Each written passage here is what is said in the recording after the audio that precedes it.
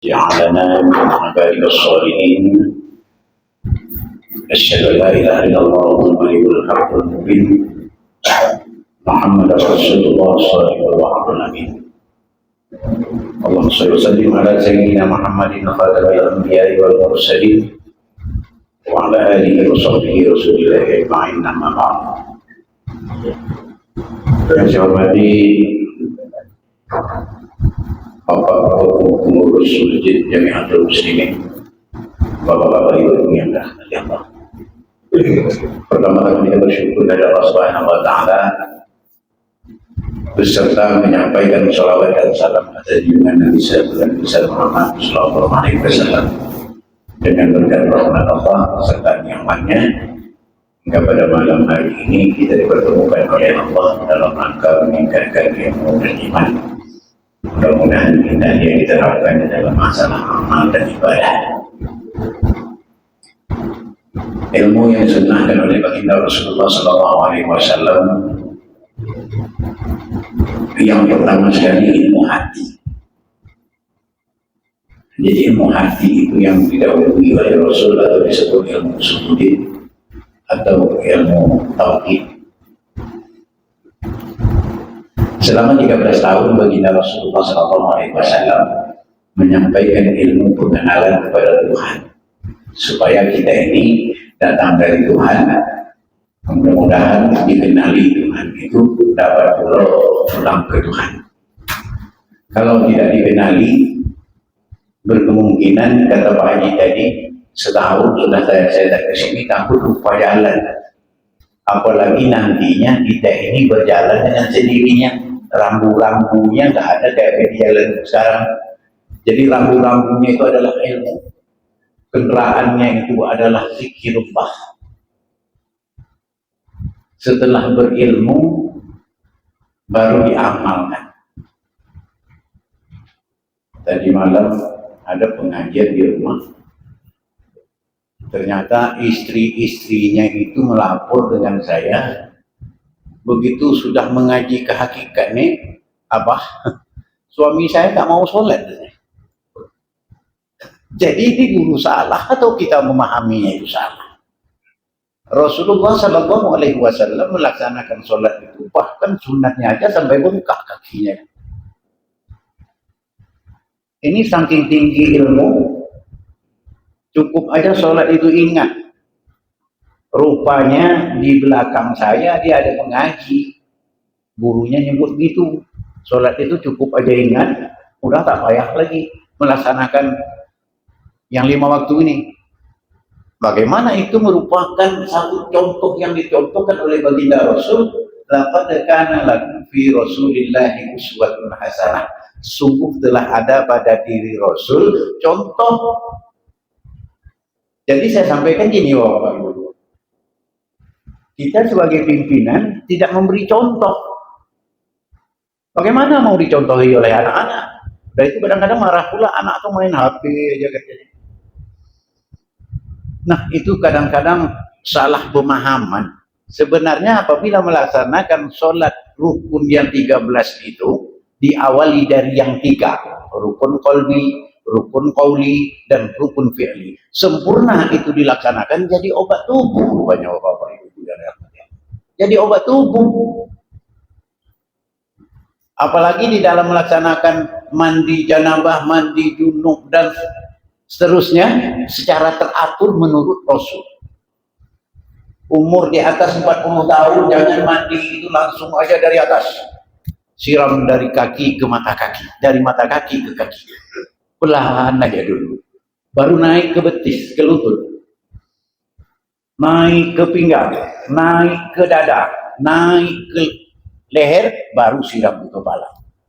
Ini bapak-bapak, ibu-ibu yang dirahmati Allah. Bukan saya ceritakan.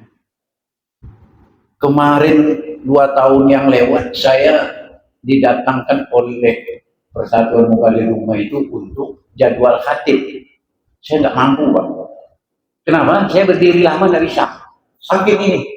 Maklumlah barang sekin, Pak. Tapi kalau saya coba mengamalkan yang disunahkan oleh Rasul, sembuh sendiri, Pak. Tidak ada main-main obat-obat yang lain. Minum-minum obat tidak ada. Cuman itulah mandi itu teratur, jangan disiram aja gitu. Jadi panasnya itu dari bawah naik ke atas. Ini kalau disiram dari atas ke bawah, menumpuklah ke dalam perut itu, akhirnya hawa mulut jadi panas, mata pun jadi panas, panasnya masuk ke dalam. Awak salahkan juga lah syarat terjepit, rupanya mandi tak teratur. Alhamdulillah kalau ada ngisi maulid Nabi Isra Mi'raj, udah itu belok pula berjam-jam berdiri tanpa disadari, tapi diamalkan itu. Sama dengan begini, kalau engkau menjadi umat Muhammad supaya Allah mengakuinya. Kalau kita kan ngaku gampang aja kan, tetapi Allah mengakui kita sebagai umat Muhammad sallallahu alaihi wasallam, maka diterangkan oleh Allah di dalam surah Al-Fat ayat 29. Ada 5 rupanya syarat untuk menjadi umat Muhammad. Pertama, asyidda'u ala kuffar, bersifat tegas terhadap kekafiran. Yang mananya kekafiran? Nah, ini di dalam tauhid ada diterangkan, yang kafir itu yang punya sifat 7. Ujub, sam'ah, takbur, riya, hasud, dengki, dan tinggi diri. Barang siapa yang memakai sifat itu, itulah mungkin setan, itulah kafir. Apa makna ujub? Merasa ada. Padahal kita ini tidak ada kalau tidak ada yang ada. Sesungguhnya yang ada itulah yang menjadi kita ada. Akhirnya yang ada itulah yang menyatakan keberadaan wujud. Sam'ah terkadang ada tentang kajian, tapi itu harus diseleksi juga ya Pak. Bermacam-macam aliran agama sekarang ini.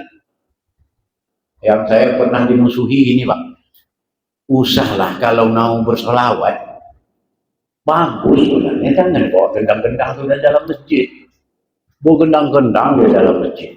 Sampai sekarang kalau saya pulang ke Bengkalis lewat ke Bukit Batu, ketemu pimpinannya, sampai sekarang saya tak ditempurnya Pak.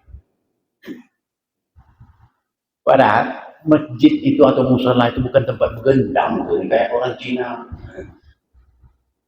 Tapi mau diapakan? Ini dia mutafasikun, merasa mutafasikun, fasik, dia keras hatinya. Silakan kita bersolawat itu sangat bagus.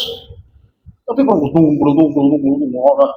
sampai itu tetangga kebetulan waktu itu saya ngisi pengajian, ada anaknya penyakit campak. Tentu bising-bising itu kan betapa nangis anak ini kan. Solawat jadi obat, tapi gendang itu bisa.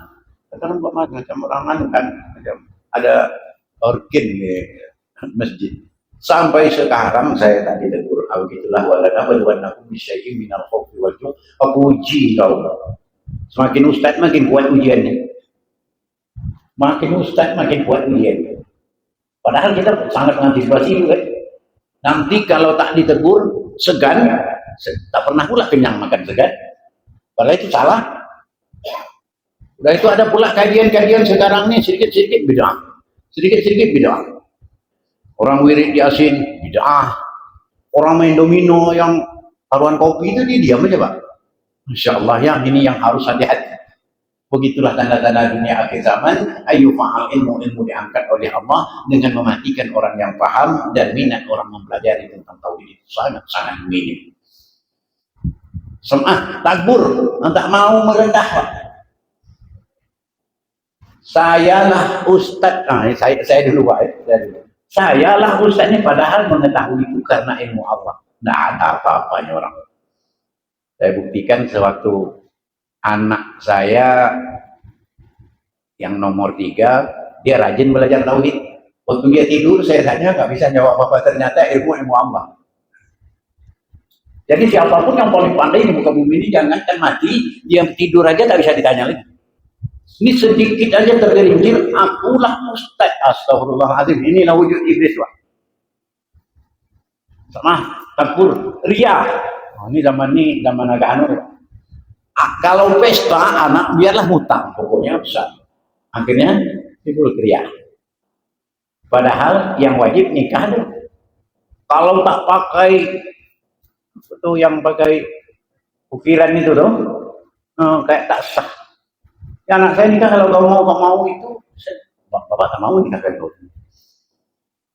Karena setelah nikah itu otomatis kita nanti ada hubungan seksual, dia akan mendatangkan junub. Ya. Itu tak mudah menghilangkan walaupun inai Arab katanya. Katanya inai Arab yang jelas dia kalau dicuci tak hilang tuh. Sementara waktu junub wajib semuanya itu rata dengan air. Tapi itu jadi kebesaran sekarang. Ria. Kalau ada orang meninggal, bapak-bapak, ibu-ibu, itu datanglah papan nama, Pak.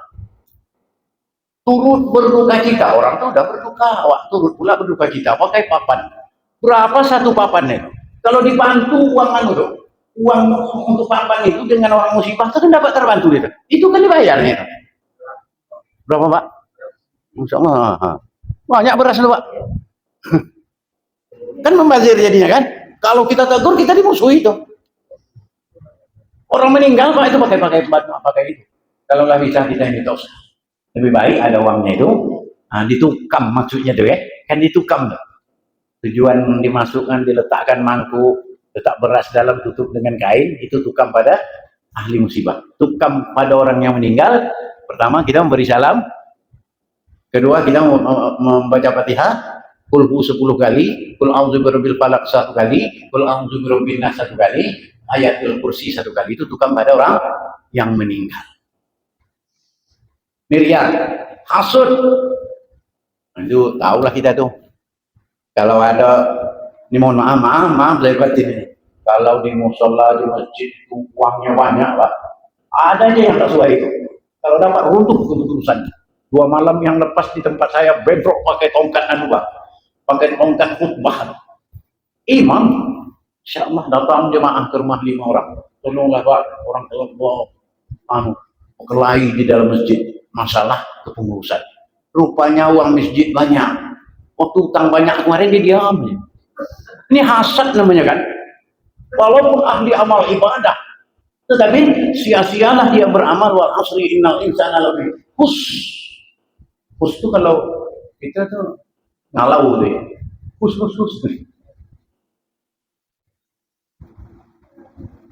Dengki. Nanti bolah dengki akhirnya apabila sudah menghasut dengki. Usaha untuk biar aja. Biar aku yang jadi ketua. Semuanya selesai nanti itu. Rupanya dimasuknya pula uang itu di dalam rekeningnya. Nah masjid ada rekening.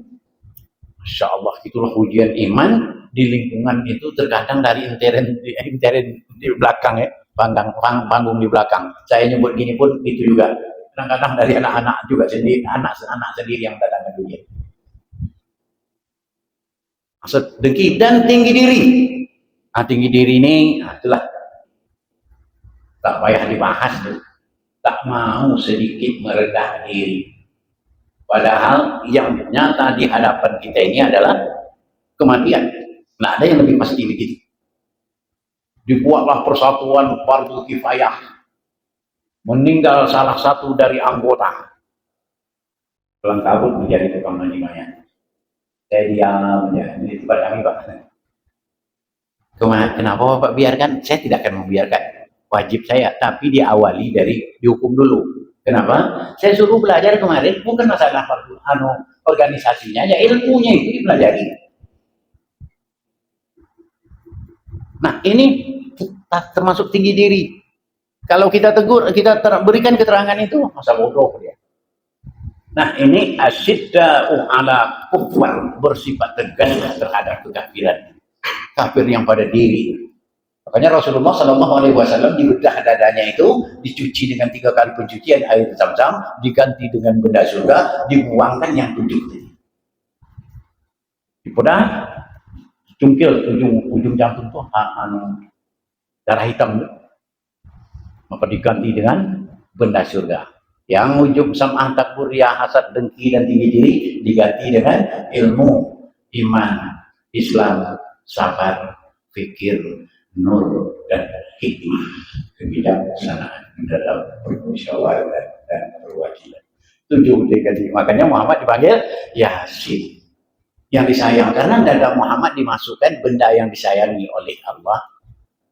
Nah, maka waktu kita membaca Yasin, di antara Yasin dan Yasin diisi dengan Sallallahu Alaihi Wasallam. Nih, yang kedua kata Allah, Ruhama bainahum. Nah, untuk menjadi umat Muhammad, menciptakan rasa kasih sayang, menghormati antara satu sama yang lain. Tadi buka YouTube, bapak-bapak ibu yang rahmatnya. Belum lama saya pulang dari Pulaan, singgah di bypass Padang, udah banjir, kita enak-enak sini kepanasan, air beli sana, ya Allah, belum lama kami baru seminggu baru pulang. Gimana syukurnya daerah kita belum ada bencana, tetapi kita harus pada juga ya. Bencana kita nanti kalau datang, apalagi tempat kami itu dekat dengan kilang, meledak satu tangki itu, radiasi 7 kilo. Saya kena yang paling luar kena. Jadi Ruhama bainahum, menciptakan rasa kasih sayang, menghormati antara satu sama lain. Ini kata Allah. Yang ketiga, ruk'an sujud, ruku dan sujud. Maksudnya bukan ruku aja kita kan, atau sujud aja, enggak. Maksudnya itu diketahuilah apa sebab ruku, apa sebab sujud yang disunahkan oleh baginda Rasulullah SAW. Setelah itu rendahlah dalam perkataan, janganlah meninggi. Terutama Ustadz itu sendiri, berapa banyaknya penduduk neraka itu bapak-bapak yang paling dahulu masuk Ustadz. Sedikit aja tergelincir, akulah kan, akulah. Contoh, tadi Jumat ya, khatibnya itu megang HP, dia berhormat, dia megang HP, tangannya gini, bergerak 3 kali berturut-turut, maka batal sholat itu kan, karena sholat Jumat 2 rakaat sholatnya, 2 khutbah pengganti dari 2 rakaat waktu zuhur. Berarti dia dalam keadaan sholat, makanya disunnahkan, sunat diwajibkan itu, bukan sunat, diwajibkan itu tuh. Tangan kiri megang tongkat, tangan kanan megang ponsel, supaya jangan terjadi gerak. Kalau di zaman Rasul untuk antisipasi serangan musuh. Kalau kita sekarang serangan musuhnya tanpa disadari kadang, bukan. Yang dibaca HP. HP yang pandai, lepaskan HP itu. Udah dia keluar kabut.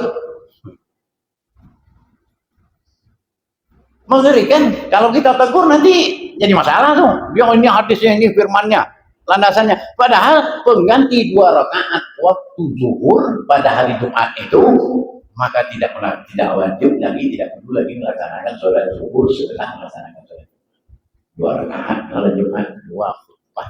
Berarti berhati-hatilah, jangan terlalu panjang, juga jangan terlalu pendek. Tapi ambilkan rukunnya. Kadang-kadang yang di belakang itu banyak yang diam, jadi akan dengarin kok tidur, ngantuk. Karena motifnya tidak berkesan. Dia bercerita di atas. Nih, ruk'an sujud.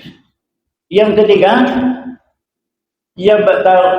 Yang keempat, tadi asyiddaw ala kufar, ruhama bainahum, ruk'an sujadah. Yang keempat, ya batahuna fadlan minallahi wa ridwan. Selalu mencari keridhaan. Bagaimana cara mencari keridhaan? Yang paling terasanya, Bapak Ibu, saya mohon maaf, riyadhah. Pejam mata, ingat kesalahan dulu. Banyak lalai terhadap banyak makan yang tak jelas, banyak kelalaian terhadap kedua orang tua. Kalau itu merupakan dosa, ampunkan kami Allah. Ya Allah. Setelah itu disambung dengan jalan nafas, naik Allah, turun naik Allah, turun. Tak perlu lama-lama, dapat 5 menit ya, tapi yang paling bagus di rumah kita sendiri.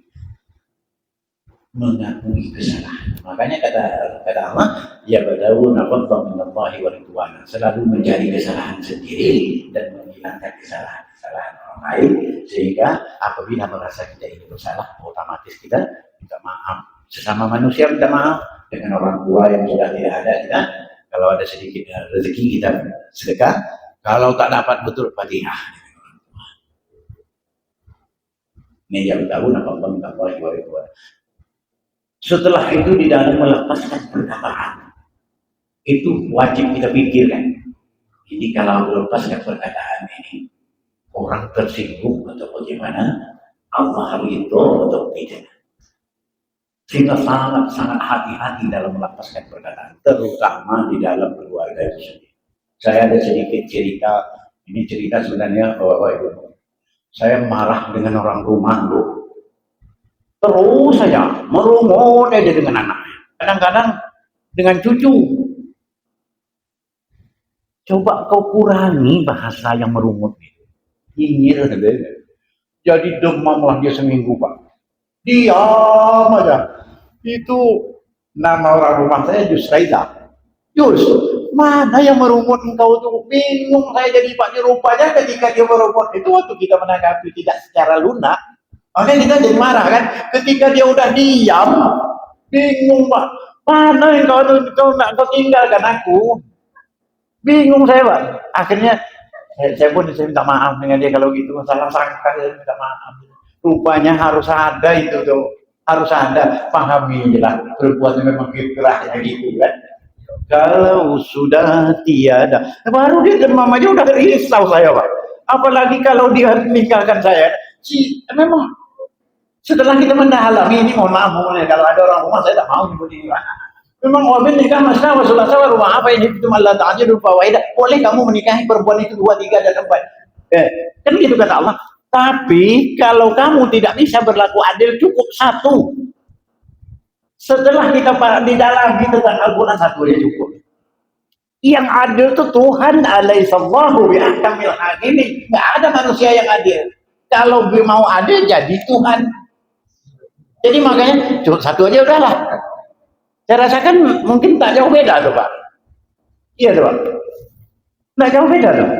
Yang masih lajang yang ingat aja lah. Udah nikah Pak Imam. Udah dah. Oh, pandai. Alhamdulillah. Jadi terasa ketika kita sudah merasakan dia ini diam. Nah, akhirnya bingung saya jadinya kan. 2 kali kejadian itu Pak. Ini bukan ceritanya untuk renungan.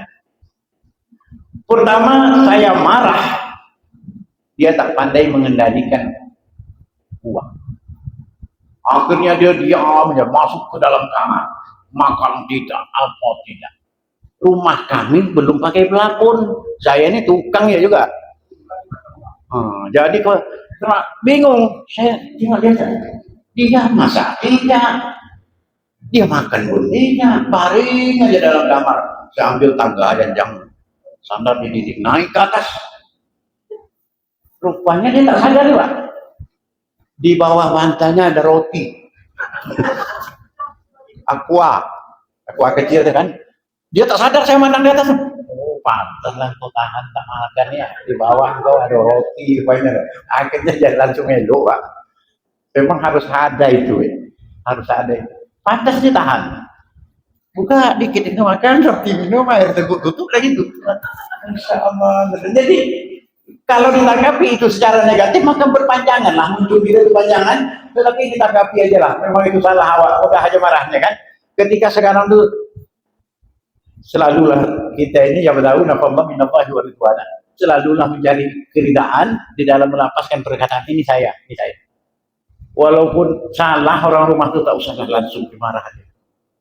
Memang banyak pekerjaan yang dianunya.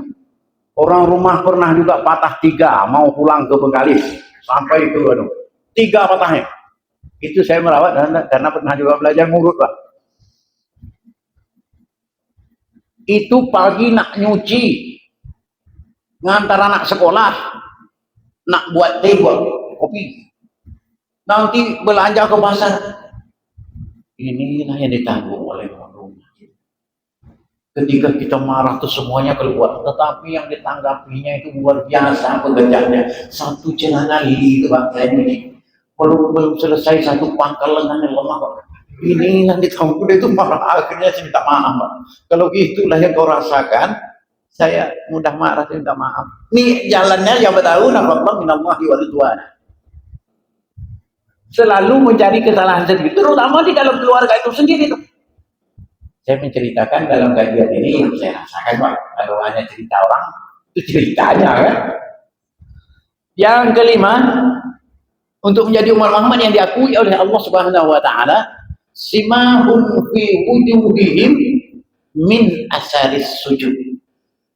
Di wajah mereka itu ada bekas sujud. Nah, bagaimana bekas sujud itu? Dalam tutur bahasa dia tidak kasar, di dalam memandang orang dia selalu ke bawah, itu bekas sujud. Itu kalau sini dari mohon maaf Pak ya, di wajah wujuhihim min asari sujud, di simahun fi wujuhihim min asari sujud, di wajah, wujud itu wajahnya tidak sombong, tutur bahasanya diaturnya itu takut orang tersinggung. Daripada dia melapaskan perkataan yang tidak bagus, lebih baik dia mengunci lidahnya, kata Syekh Abdul Qadir Jailani. Ketika bahasa yang harus kita keluarkan dalam bahasa yang agak kurang bagus, maka tunjukkan lidahmu ke langit-langit.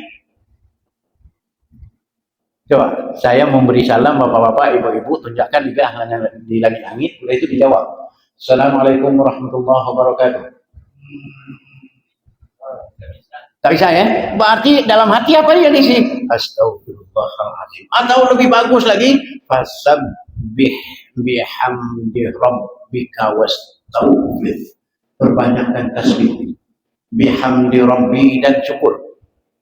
Wastaghfir dan beristighfar. Jadi di wajah. Wujuhihim min asari sujud. Di wajah mereka itu ada bekas sujud. Jadi bekasnya itu tutur bahasa, mandang orang tidak begitu. Ya biasa-biasa aja lah. Kalau perlu dimohormatinya itu dengan bahasa, dengan ekor mata yang lemah lembut. Kalau dia merasa bersalah, kurang bagus rasanya, minta maaf. Itu wajah itu, di wajah itu maaf.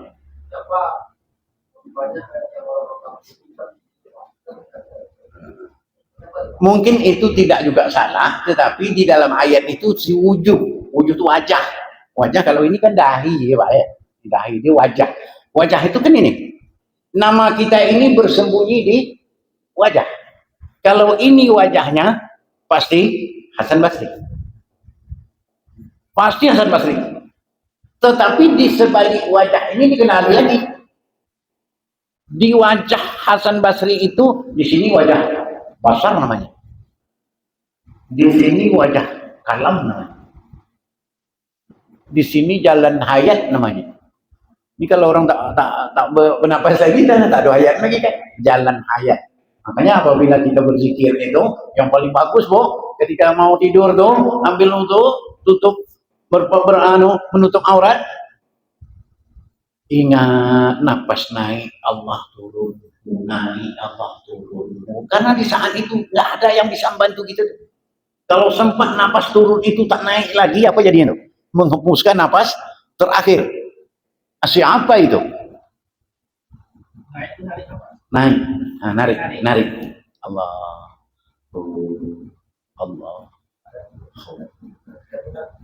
Coba nggak ada Allahnya lagi? Atau tak ada hu-nya lagi? Makanya kalau di dalam tauhid kan dikatakan orang yang tidak bisa bergerak dengan sifat kudrat masih bisa hidup.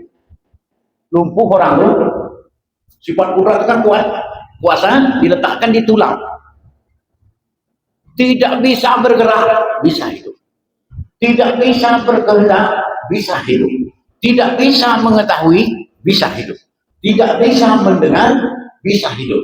Tidak bisa melihat, bisa hidup. Tidak bisa berkata-kata, bisa hidup. Kalau tidak bernapas lagi, tak ada lagi tuh. Nah ada lagi tuh. Tak bernapas lagi tuh kan. Makanya orang meninggal itu apa yang tak ada? Napas. Itu paling pasti. Orang meninggal apa yang tak ada? Roh katanya kan? Enggak, yang paling jelas itu nafas itu tak ada. Tetapi dikaji lagi, apa itu nafas? Kalau udah tak mampu betul lagi, ketika udah tua, badan sakit-sakit, nafas yang turun naik itu jangan pernah lupa dengan mengingat Allah turunnya. Naik Allah turunhu, naik Allah turunhu. Berapa kali satu hari satu malam? Itu zikir nafas. Kalau zikir la ilaha illallah ini yang afdolnya tinggi nih Pak. Qala Nabi sallallahu alaihi wasallam afdalu zikri fa'lam di situ. Telah berkata Nabi Muhammad sallallahu alaihi wasallam terbaiknya berzikir fa'lam itu berilmu. Apa ilmunya? La ilaha illallah. Berapa hurufnya? Berapa huruf la ilaha illallah? La alif lam. Ilaha alif lam ha. Dah 5. Illa alif lam alif. 3 8. Allah alif lam lam ha. 4 12.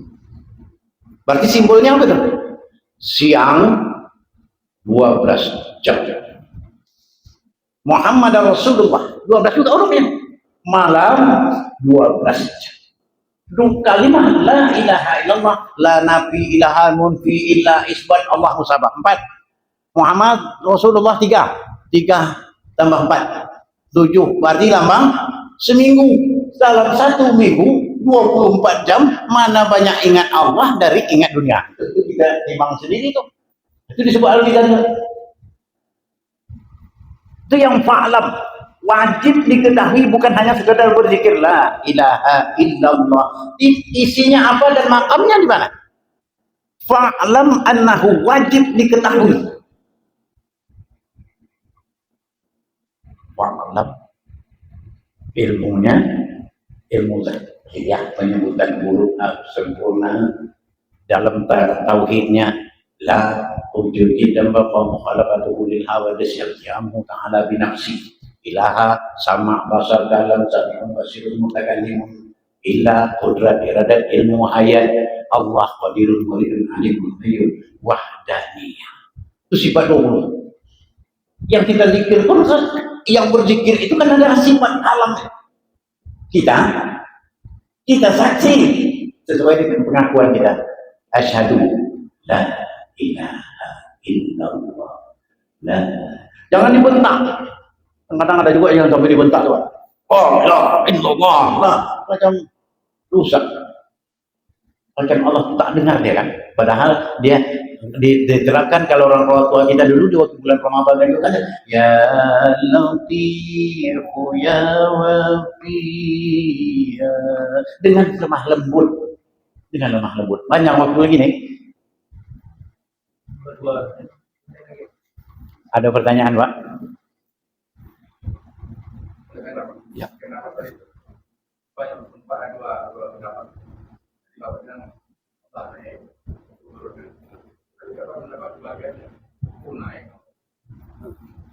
Maksudnya dua pendapat?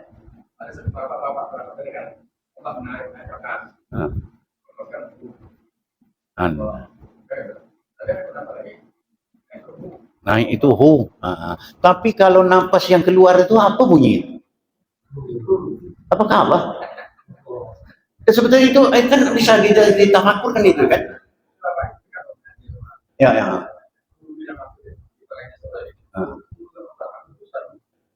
Jadi hu itu ada yang pemahaman di dalam masalah kaitannya. Hu Allah, hu turun itu hu Allah. Tapi bunyi nafas turun itu tak Allah. Hu.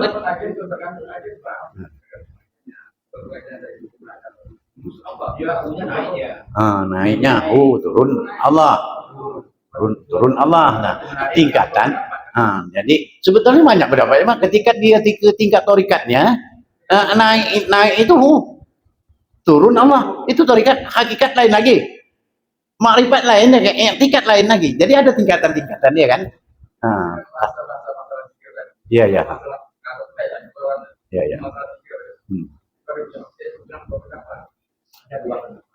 Yang lebih senang dipahami aja. Kalau bagi saya gini, yang pernah saya dengar tuh ketika naik Allah turun itu aja. mungkin waktu udah ada kode. Ya. Ada yang kata tahu Pak, kan ada yang kata tuh. Ada yang kata Allah itu zikirnya torikatnya itu mengikut hati ya. Asma. Kalau Allah hu aja itu saya belum berani menerangkan ke situ karena jalan untuk sampai ke situ sangat jauh lagi ya. Sangat jauh lagi ya. Hu itu zikir ngalau ayam tuh, zikir ngalau ayam. Itu kalau kita ada kita jemput padi tuh. Padi itu kita kasih tahu jangan kau makan itu, tapi kita tapi itu udah belum sanggup saya menerangkan di situ lagi. Kita di situ dulu. Mohon maaf mungkin jawabannya belum memuaskan.